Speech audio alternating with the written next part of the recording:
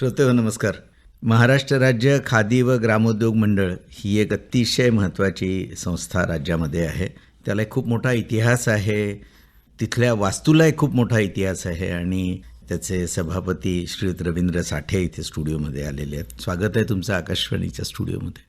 मी जसं म्हटलं की ही संस्था खूप महत्त्वाची संस्था आहे आणि एक खूप मोठा इतिहास या संस्थेला आहे. तर ही जी मुलाखत आपले श्रोते ऐकत आहेत तर त्यांना तुम्ही सांगा की काय महत्त्व या संस्थेचं आहे, कशा पार्श्वभूमीवर या संस्थेची स्थापना झाली आणि आज त्याचं स्वरूप काय. एकतर सर्व श्रोते मंडळींना माझा मनापासून नमस्कार आहे. महाराष्ट्र राज्य खादी आणि ग्रामोद्योग मंडळ 1960 सालापासून काम करत आहे. याची पृष्ठभूमी सांगायची तर आपल्या देशावर आपल्याला सर्वांना माहिती आहे की इंग्रजांचं राज्य होतं, आपण गुलामीत होतो अनेक वर्ष. त्यामुळे एक स्वदेशीची भावना हा एक मुद्दा महत्त्वाचा होता.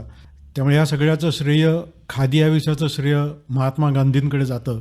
कारण त्यांनी सुताच्या साह्याने कपडा तयार करणं, मग चरखा, अशा अनेक गोष्टी त्यावेळेला आणल्या आणि ग्रामीण भागातल्या सगळ्या महिला असतील, युवक असतील, पुरुष असतील, यांना काही रोजगार उपलब्ध करून देणं आणि त्या चरख्याच्या निमित्ताने स्वदेशीची भावना उत्पन्न करणं हा खरा त्याच्या मागचा मूळ उद्देश होता. आणि कापड म्हणजे विदेशी कापडांची होळीसुद्धा एकेकाळी इकडच्या क्रांतिकारकांनी केलेली आहे. त्यामुळे कपडासुद्धा तो स्वदेशातलाच पाहिजे. त्यामुळे ते सूत विणण्यापासून अनेक गोष्टी करून जे कारागीर आहेत अशा कारागिरांना प्रोत्साहन देणं आणि त्याच्या माध्यमातून स्वदेशी कपडा तयार करणं. त्यामुळे ही जी स्वदेशाची भावना होती, या स्वदेशीच्या भावनेतनं खादी ग्रामोद्योग मंडळाचं काम खरं सुरू झालं देशाच्या स्वातंत्र्यापूर्वी. त्यामुळे ही खरी या सगळ्याची पृष्ठभूमी आहे. ज्या वेळेला मग एक संस्थेमध्ये याचं रूपांतर झालं तर मग ते कशा प्रकारे झालं. देशाला स्वातंत्र्य मिळालं, पण हा जो विचार होता हा विचार अतिशय महत्त्वाचा आहे. खादी म्हणजे आज आपल्याला माहिती आहे की खादी म्हणजे लोकांना केवळ कपडा वाटतो, तर खादी म्हणजे केवळ कपडा नाही आहे. खादी म्हणजे एक विचार आहे, चळवळ आहे, एक चळवळ आहे. इथनं रोजगार निर्मितीचं एक साधन आहे.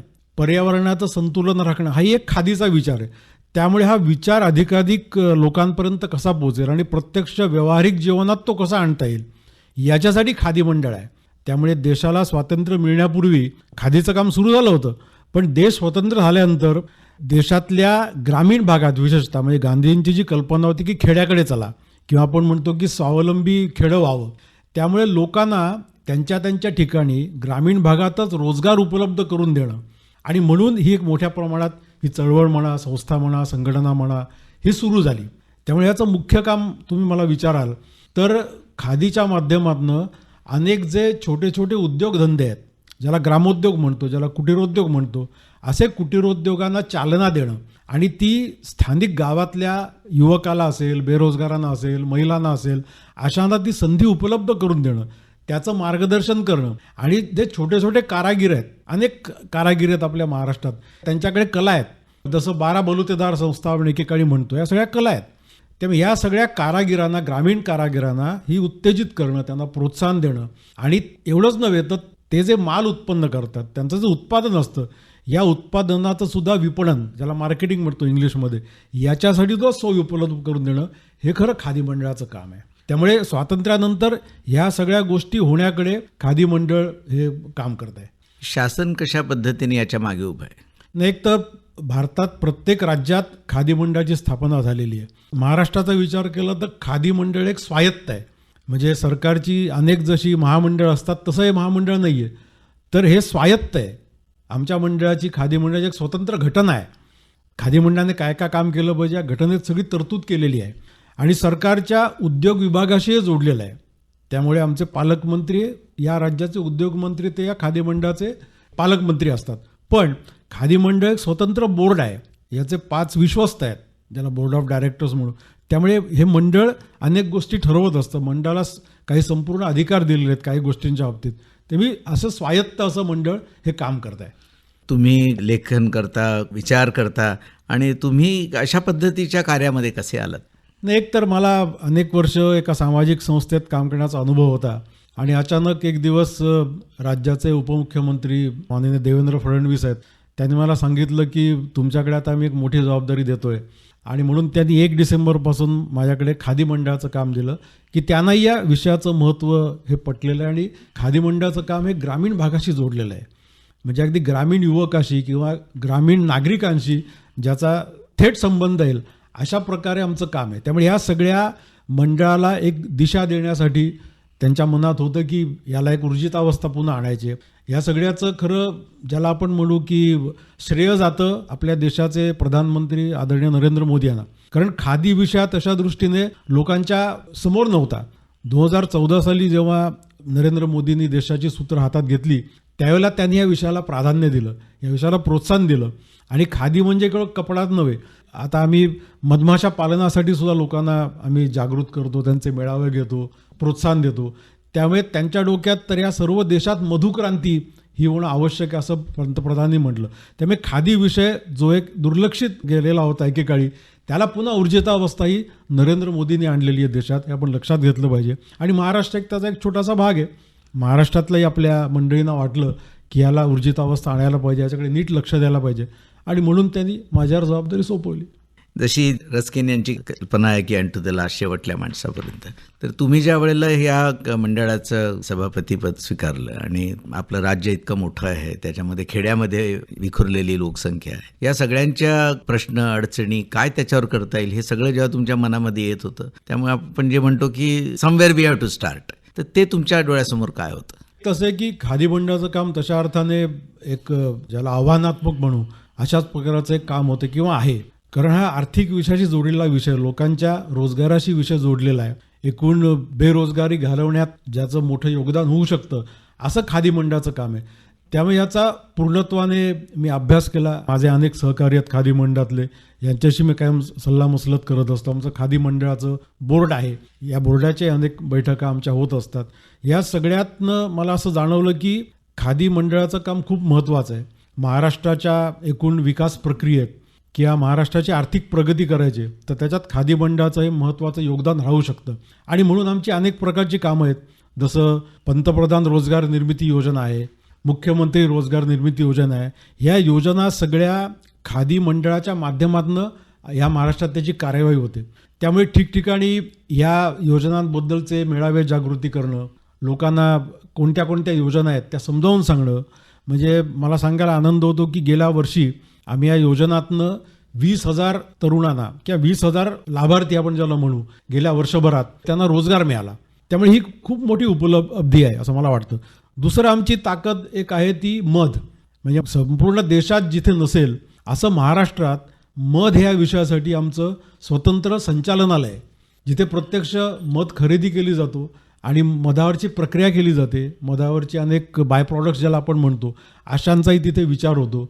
मग ह्या व्यवसायात येण्यासाठी अनेक तरुणांना प्रशिक्षण दिलं जातं, महिलांना प्रशिक्षण दिलं जातं. आणि एवढंच नव्हे तर एखाद्याने प्रशिक्षण घेतलं तर मधाच्या वसाहती निर्माण करणं, म्हणजे मधपेट्या आपण ज्याला म्हणतो, या मधपेट्यांसाठी सुद्धा आपण 50% अनुदान देतो. त्यामुळे ह्या विषयात एवढी ताकद आहे. त्यामुळे असे वेगवेगळे विषय खादी मंडळाच्या माध्यमातून मला हाताळायला मिळाले किंवा मिळतात. आणखीन एक आमचा महत्त्वाचा पैलू तो हातकागद केंद्र. म्हणजे हातकागद हा खादी मंडळाचा एक आत्मा आहे. म्हणजे पुण्याला आमचं ते स्वतंत्र युनिट आहे त्याचं. तर त्या हातकागदाच्या माध्यमातून सुद्धा अनेकांना रोजगार मिळतो. हातकागदाला सुद्धा पर्यावरणाच्या दृष्टीने अतिशय महत्त्व आहे. हातकागद सामान्यपणे 100 वर्ष त्याला मरण नसतं. अच्छा. त्यामुळे हातकागदाचे अनेक उपयोग आपल्याला करता येतील. त्याच्यावरची प्रशिक्षण, त्याच्यावरचंही संशोधन आमच्या मंडळामार्फत चालू आहे. त्यामुळे असं विविधतेने नटलेलं असं हे खादी मंडळ आमचं आहे. मधाचा मी मुद्दामून उल्लेख करतो कारण मंडळाच्या बातम्या येत असतात, तुम्ही लिखाण करत असता त्याच्यावर. तर नेमका ज्याला आपण म्हणतो की व्यवहारात जर का विचार केला तर कुठल्या प्रकारचा आर्थिक बदल हा सेक्टर आणू शकतोय? नाही, एक तर मी म्हटलं की मधमाशी हा एक खरा खूप मोठा उत्सुकतेचा आणि अभ्यासाचा विषय आहे. मधमाशींचं महत्त्व सांगायचं झालं तर अन्न साखळीतला महत्त्वाचा दुवा आहे. आज आपण सर्वजण मानवजात एकूण आपण जे अन्न खातो याचं अधिकांश श्रेय हे मधमाशींना द्यायला पाहिजे. कारण त्यांच्यामुळे परागीकरण घडतं आणि सगळी फळं फुळं आपण म्हणतो की सृष्टी भरते किंवा उत्पादन वाढतं. याचं महत्त्वाचं घटक असेल तो मधमाशी आहे. एवढासा दिसणारा कीटक आहे पण आपल्या एकूण मनुष्याच्या एकूण जीवनात त्याचं खूप मोठं महत्त्वाचं त्याचं विषय आहे, तो महत्त्वाची भूमिका आहे. त्यामुळे हा मधमाशा पालनाचा व्यवसाय हा पर्यावरणाचं संतुलनासाठी तर आहेच, पण त्यातनं रोजगार निर्मिती होऊ शकते.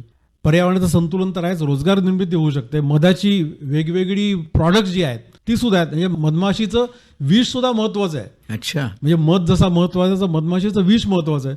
मधमाशीच्या पोळ्यातनं आपल्याला मेण सुद्धा मिळतं किंवा रॉयल जेली म्हणतो आपण. असे अनेक मधाची उपउत्पादनं आपण ज्याला म्हणू अशी आहेत. त्यामुळे ही सगळी रोजगार निर्मिती आणि एकूण भारताच्या किंवा महाराष्ट्राच्या आर्थिक विकासाला चालना देणारं असं हे मधमाशा पालन असा एक व्यवसाय आहे. त्यामुळे त्याच्याकडे खूप चांगल्या पद्धतीने खूप चांगल्या शास्त्रीय दृष्टिकोनातनं याच्याकडे बघितलं पाहिजे आणि ते खादी मंडळ आम्ही करतोय. ह्याच्यासाठी ठिकठिकाणी आम्ही मेळावे घेतोय, जनजागृती करतोय, प्रशिक्षण घेतोय. आदिवासी विभागात सुद्धा एक वेगळ्या प्रकारची प्रशिक्षणं चालू करण्याची आमची योजना आहे. ही एक संकल्पना आणखीन आलेली की संपूर्ण भारतात नसेल असं मधाचं गाव महाबळेश्वरमध्ये मांघर नावाचं आहे. इथे मधाचं गाव निर्माण झालेलं आहे. ते खादी मंडळाच्या माध्यमातूनच. आपल्या योजनेत अशी कल्पना आहे की महाराष्ट्रात अशी प्रत्येक जिल्ह्यात किमान एक गाव हवं. त्यामुळे गावातच म्हणजे शेतीला उपयुक्त असणारा असा व्यवसाय असा मधमाशा पालनाचा होऊ शकतो. त्यातनं शेतकऱ्यांचं प्रबोधन सुद्धा आम्हाला करायचं आहे. शेती उत्पादनात सुद्धा त्यांना वाढ होते. जशी फळांमध्ये वाढ होते तशी शेतीच्या उत्पादनात सुद्धा मधमाशांमुळे वाढ होते. त्यामुळे असा सगळा विषय लक्षात घेऊन ह्याही विषयाला खूप मोठ्या प्रमाणात आम्ही चालना देण्याचा प्रयत्न करतोय. ग्रामीण भागामध्ये संपत्ती निर्माण करणं, वेल्थ जनरेशन, तर हा एक खूप महत्त्वाचा अजेंडा आहे. तर याच्यासाठी एक व्यावहारिक चौकट निर्माण करावी लागते, एक रचना निर्माण करावी लागते. त्या प्रकारचे पतसंस्थांच्या माध्यमातून काही करावं लागतं. तर हे सगळं तुम्ही कसं करताय? नाही, एक तसं आहे की एकेकाळी महाराष्ट्रात 12 बलुतेदार संस्था असा एक विषय होता की अनेक या सगळे कारागीर आहेत. पण काही ना काही तांत्रिक कारणांमुळे या सगळ्या संस्था आत्ता सध्या त्यांचं कामकाज बंद आहे. कारण हा सहकार विषयाशी सुद्धा जोडलेला विषय आहे. त्यामुळे सहकार मंत्र्यांशी सुद्धा आम्ही संपर्क केलेला आहे. राज्याच्या अन्य विभागांकडे आम्ही संपर्क करतोय आणि पुढच्या काळात ही 12 बलुतेदार ही जी संकल्पना आहे ही संकल्पनासुद्धा कशी आपल्याला विकसित करता येईल, पुन्हा नव्याने त्याचं पुनरुज्जीवन कसं करता येईल याचा आम्ही प्रयत्न करतोय. आणखीन एक मोठं काम, तुमच्या प्रश्नाला जर उत्तर द्यायचं झालं तर खादीचं आणखीन एक काम असं आहे की ग्रामोद्योग वसाहती निर्माण करणं. म्हणजे तुम्ही नवनवीन कल्पना घेऊन तुम्ही अनेक उद्योग सुरू करू शकता आणि त्याला आमच्या योजनेतनं आपण चांगलं कर्ज उपलब्ध करून देतो. त्याच्यात अनुदानसुद्धा आहे. आणि असे ग्रामोद्योग वसाहती निर्माण करणं. अनेक लोकांनी खादी मंडळाला देशप्रेमापोटी काही जमिनी दिलेल्या आहेत. तेव्हा या जमिनीचा उपयोग ग्रामोद्योग वसाहती निर्माण करून त्या गावात रोजगार उत्पन्न करणं, तरुणांना स्वयंरोजगार, स्वयंसहाय्यता ज्याला आपण म्हणू असं करणं, हे खादी मंडळाचं काम पुढच्या काळात होईल. तसंच अनेक महिला बचत गट आहेत. या महिला बचत गटांना सुद्धा प्रबळ करणं यांना त्या माध्यमातून, योजनेच्या माध्यमातून असाही पुढच्या काळात आपण प्रयत्न करतोय. तरुणांच्या रोजगाराचा खूप मोठा प्रश्न या देशापुढे आहे. तर तुमच्या माध्यमातून याच्यावरही काही तोडगा निघू शकतोय? हो, निघू शकतो ना. म्हणून मी म्हटलं ना की आमचा जो पंतप्रधान रोजगार निर्मिती कार्यक्रम आहे आणि मुख्यमंत्री रोजगार निर्मिती कार्यक्रम आहे, मध उद्योग आहे किंवा विशेष घटक योजनासुद्धा आमची आहे, या कारागीर रोजगार हमी योजना आहे, या सगळ्या योजनेत आजच्या तरुणाला सहभागी करून घेणं म्हणजे खूप मोठ्या प्रमाणात प्रबोधन करण्याची गरज आहे. आणि कोणते उद्योगधंदे तरुण सुरू करू शकतात, युवक सुरू करू शकतात किंवा बेरोजगार सुरू करू शकतात याचं एक मार्गदर्शक सूत्रसुद्धा ठरलेली आहेत. प्रश्न असा आहे की तुम्ही त्याचा लाभ कसा घेणार. त्यामुळे आम्ही ठिकठिकाणी जाऊन ह्याच्याबद्दलची जनजागृती करणारच आहोत आणि पुढच्या काळात अनेक उपक्रम आम्ही योजलेले आहेत. जसं मला सांगायला आनंद होईल की 11 एप्रिल 1960 साली आमच्या मंडळाची स्थापना झाली. त्यामुळे 11 एप्रिल हा वर्धापन दिन असल्यामुळे 11 एप्रिल 2024 पासून आम्ही महाराष्ट्रभर अनेक कार्यक्रमांचं पुढच्या काळात आयोजन करणार आहोत. तेव्हा या खादी विषयाबद्दलची जनजागृती संपूर्ण महाराष्ट्रात करणं, प्रत्येक जिल्ह्यात कसे कार्यक्रम करता येतील, खादी विषयाबद्दलची ज्याला आपण जनजागरण म्हणून कसं करता येईल किंवा अनेक आमच्या योजना आहेत, या योजना लोकांपर्यंत कशा पोहोचतील. त्यामुळे खादी विषयातली जी ताकद आहे ही ताकद त्या निमित्ताने सर्वांसमोर आणण्याचा आमचा प्रयत्न राहणार आहे. तशाच आणखीन काही योजना आम्ही सुरू करतोय. जसं प्रत्यक्ष मधपाळ जे मधपालनाचा व्यवसाय करतात अशांसाठी आम्ही मधुमित्र पुरस्कार योजना अशी गेल्या वर्षीपासून आम्ही सुरू केले. तेव्हा असे अनेक उपक्रम किंवा आता 15 ऑगस्टला आम्ही आणखीन एक कार्यक्रम करतोय की जेवढ्या योजनेत आमच्या उद्योजक सहभागी झालेले आहेत यातनं काही जणांना निवडून एक संस्था आमच्याबरोबर येते, त्यांच्याबरोबर आम्ही उद्योजकाला पुरस्कार सुद्धा आम्ही देणार आहोत. त्यानिमित्त त्याला प्रोत्साहन मिळेल. 20 पागे ज्यांचं या सगळ्या खादी मंडळात एक मोलाचं योगदान आहे. म्हणजे रोजगार हमी योजना म्हटली की विसपाग्यांचं नाव येतं आणि अशा विसपाग्यांनी या खादी मंडळाला एका अर्थाने दिशा दिली होती. तेव्हा विसपागे यांच्या स्मृतीप्रित्यर्थ एखादं व्याख्यान योजणं अशाही प्रकारचं आम्ही पुढच्या काळात करणार आहोत. आणि खादीची प्रदर्शनं म्हणजे 2 ऑक्टोबरला गांधी जयंतीला सामान्यपणे सर्व देशभर होतात, त्या 2 ऑक्टोबरला तर आम्ही करणारच आहोत. पण त्यानिमित्ताने महाराष्ट्रातले जेवढे प्रशासकीय विभाग आहेत, ज्याला ॲडमिनिस्ट्रेटिव्ह झोन्स म्हणतो इंग्रजीमध्ये, या प्रत्येक विभागस्थानी आम्ही अशी खादीची प्रदर्शनं या पुढच्या काळात आम्ही भरवणार आहोत. मंडळ शासनाशी इतकं निगडीत आहे, त्यामुळे त्याचा एक प्रभाव पण आहे. तर या प्रभावाचा चांगल्या अर्थाने फायदा घेऊन की अशा प्रकारचे स्टॉल्स अशा काही ठिकाणी उपलब्ध व्हावेत की जिथे माल सहज विकला जावा, या दृष्टीने काही प्रयत्न आहेत ना. आता महाखादी नावाचा आम्ही आमचा एक स्वतःचा ब्रँड विकसित केलेला आहे. त्या महाखादीच्या अंतर्गत खादीच्या माध्यमातून ज्यांनी कर्ज घेऊन आपले व्यवसाय सुरू केलेत, ही छोटी छोटी उत्पादनं, छोटे छोटे कारागीर, त्यांची उत्पादनं आहेत, ही सगळी महाखादी या ब्रँडमध्ये आणण्याची आमची कल्पना आहे. आणि पुढच्या काळात प्रत्येक जिल्ह्यात महाखादीचं एक एक दुकान किमान सुरू व्हावं, ज्याला स्टॉल म्हणू, असा सुरू व्हावा अशी आमची कल्पना आहे. मुंबईत सुद्धा या विषयाला चालना देण्यासाठी आता आमची बैठक झाली. त्याच्यात रेल्वे स्टेशन आहे, मुंबई सेंट्रलसारखं रेल्वे स्टेशन आहे, किंवा छत्रपती शिवाजी महाराज टर्मिनस आहे, किंवा विमानतळ आहे. अशा ठिकाणी खादीला एक छोटी जागा मिळेल का? मंत्रालयात सुद्धा एवढे हजारो लाखो लोक येत असतात, त्या मंत्रालयात सुद्धा आम्हाला खादीचा एखादा छोटासा काउंटर आपल्याला करता येईल का, असा विचार मी केलेला आहे. त्यामुळे असं आपण केलं तर मला असं वाटतं त्या विषयाला नक्कीच चालना मिळेल. खादीने एकेकाळी क्रांती घडवून आणली होती या देशामध्ये, आणि त्या प्रकारची क्रांती परत एकदा आपण त्याच्याशी असोसिएट होत असताना तुम्हाला तर खूप आनंद होत असणार. आत्ता तुमच्या समोर ज्या वेळेला आपण बघतो की या गोष्टी भविष्यामध्ये होऊ शकतात, तर त्या कोणत्या आहेत? नाही, मी एक तर सहज म्हटलं की एक कल्पना मंडळाच्या आमच्या बैठकीत सभेत एक आली की हर घर खादी अशी आपल्याला कल्पना करता येईल का? म्हणजे खादी म्हणजे केवळ कपडा असं नाही, तर खादीच्या माध्यमातून अनेक छोट्या छोट्या वस्तू आहेत. अगदी खडूपासून उदबत्ती असेल, मेणबत्ती असेल, अनेक गोष्टी आहेत. तर प्रत्येक नागरिकांनी महाराष्ट्रातल्या की आपल्या घरात खादीच्या म्हणजे छोट्या उद्योजकाला त्यातनं प्रोत्साहन मिळेल. तेव्हा असं खादीच्या माध्यमातून झालेलं असं एखादं उत्पादन प्रत्येक महाराष्ट्रातल्या नागरिकाने आपल्या घरी घेणं, ह्याच्यातच खादी या विषयाला खूप मोठी चालना मिळेल असं मला वाटतं. खादीचा कपडा घेणं तर आवश्यकच आहे. खादीचा एक तरी कपडा किमान आपण सगळ्यांनी घालायला पाहिजे. एक सोपी गोष्ट आहे की महाराष्ट्र शासनाने एक GR काढलेला आहे की दर सोमवारी सर्व कर्मचाऱ्यांनी खादी परिधान केली पाहिजे. आम्ही आमच्या मंडळात सुरू केलं. आमची 34 कार्यालय आहेत संपूर्ण महाराष्ट्रात. आत्ता 350 कर्मचारी आमचे आहेत. आणखीन पुढच्या काळात आम्ही 300 कर्मचारी हे आणखीन भरती करून घेणार आहोत. ते आमचं 600-650 जणांचं आमचं मंडळ होईल.